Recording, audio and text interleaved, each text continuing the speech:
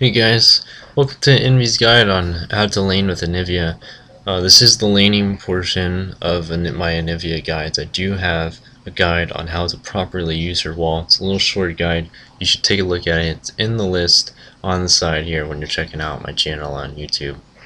So you can see here, we're just trying to farm. Karthus has a lot better poke at level 1. Karthus is a great example of how to lane against someone, just because he's really powerful and he's able to clear minions out really fast. So you really have to assert yourself to control dominance over this Karthus. So you can see Karthus is spamming his late waste and he's hitting me with a couple at this point. I don't have my boots, so it's really hard to avoid. The best thing that I can do though is to just try and be completely sporadic with my movements. Doing my best to do that. He still manages to land a couple on me just because of how fast it blows up and not having boots. You just saw me use a stun on the Karthus though. It did land on him, but I was too far away. I was out of range of the icicle.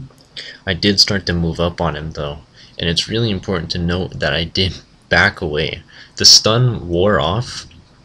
That means he's gonna have damage on me, and my icicle is not going to do enough damage to really compensate for 2, maybe even 3 of his lay waste. In fact, if he had had those, he would have egged me for sure.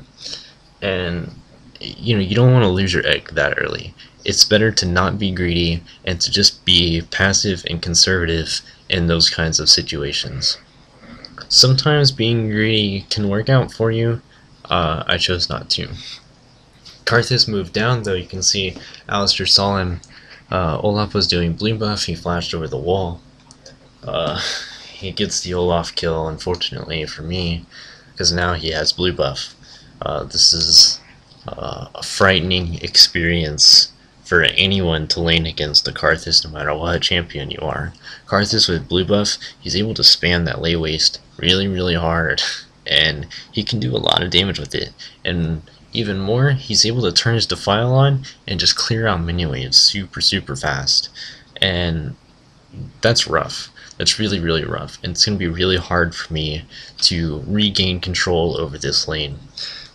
So typically what a jungler should do is when they feed a buff, they need to go back to the lane and gank it and get the buff back on your side, back on your team.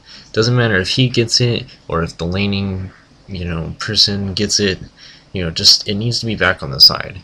It's really dumb to kind of lose a lane because your jungler fed a blue buff or double buffs to whoever you're laning against.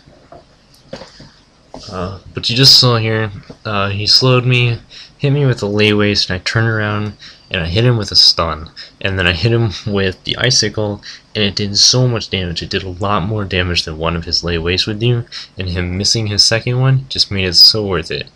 I just landed another combo on him right there.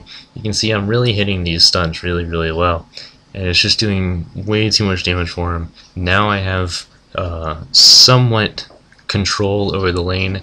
He still has his blue buff though, and that's an issue.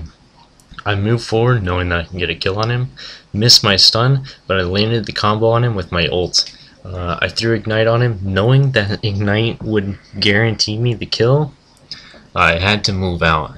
He ignited me and I knew I was going to get egged, and it just would have been really dumb for me to stay and get egged right next to him.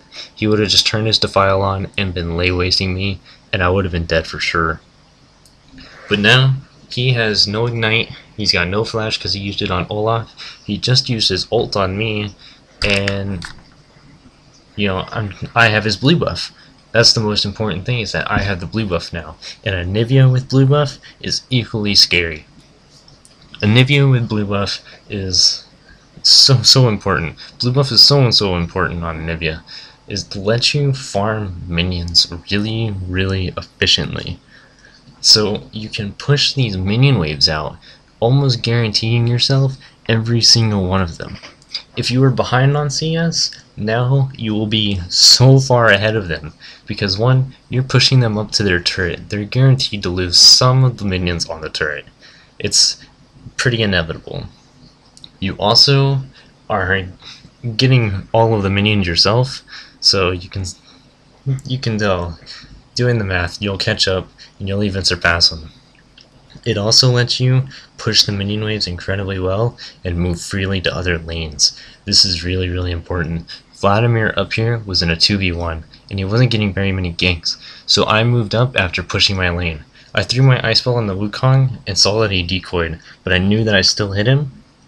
He's sitting here trying to juke after my combos. He's trying to juke my stun. I land the stun on him anyways, and we pick up the kill. So I'm gonna recall here. I picked up my spell pin boots. Normally I would not do this, but when I'm laning against the Karthus, the better movement speed is gonna help me dodge those lay waste fast. Not faster, but more efficiently. So you can see down here, Karthus went to bot lane, so I pushed his wave out again, letting those minions get to the turret, and I started heading down. Bot lane got Karthus really, really low, and I know that I can get a kill on him, though it's very risky for me to do this. I did flash over, and I did get myself the kill on him. This is where it got kinda risky. So you can see right here, I put myself in a really bad position. However, the wall saves my life. Ezreal has to run towards the wall, and not only does it slow him down, he had to flash over it. And he doesn't even get me. I juke him in the bush up forward, and they pick up the kill on the Teemo. And I did get an assist on that, making me 2-0-2 right now in my laning phase. And it's not over yet. So my blue buff is gone now though, so I can't really be spamming my mana as much as I was. I do have my catalyst though. You can see here, Olaf's getting chased by Wukong. Wukong goes back down and he gets himself in such a bad position. Alistair lands a pulverize on him. I hit him with a stun. I hit him with an icicle. He still had the chill effect on him for my stun though, even though Alistair headbutted him out of my ult, and he still died, so the kill is the kill. Karthus is missing yet again though. He just came out of his jungle, you just saw, so he was probably killing his wraiths. No big deal. Push the lane up. We have so much control over it. We're out CSing him, we're out farming him, we got more kills.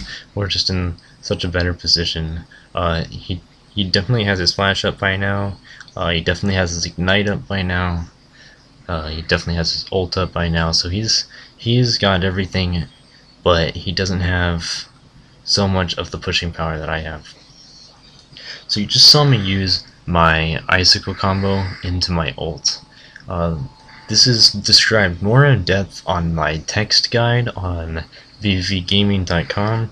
You can read it. It's really important that you land that combo with the icicle into the ult. You don't want to ult underneath him and then icicle.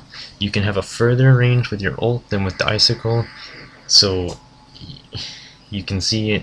It's going to be coming up real soon. I'll point out why you want to use the icicle first. It also lets the opponent to sit in your ult longer, slowed, and you can even land a stun on them afterwards, and then they're stuck in the ult, and you can get another icicle off on them. It's really important to note the combo and how you do it. So you can see right here, I'm trying to get Olaf's attention to get me that blue. Severe is covering my lane while Olaf's coming over. I grab the blue and I'm moving back towards my lane. Karthus comes back and I see Teemo's really, really low. I know that I can kill him. But see right here, this is why it's really important to icicle first. I was out of range for my icicle, but I was still able to wall him in and slow him down for Olaf to come in from the side and get the kill. However, Karthus almost kills Severe, and this was a huge moment. He would have had that kill on Severe, but I moved over and I did so much damage to him with the icicle that he had to flash away or else he would die. I apologize for my video kind of whacking out. I wasn't able to fix this, but after he flashed away we did pick up that turret and I catch him out of position with the wall and get a kill on him. Thank you for tuning in to my Anivia guide, and be sure to subscribe to my channel.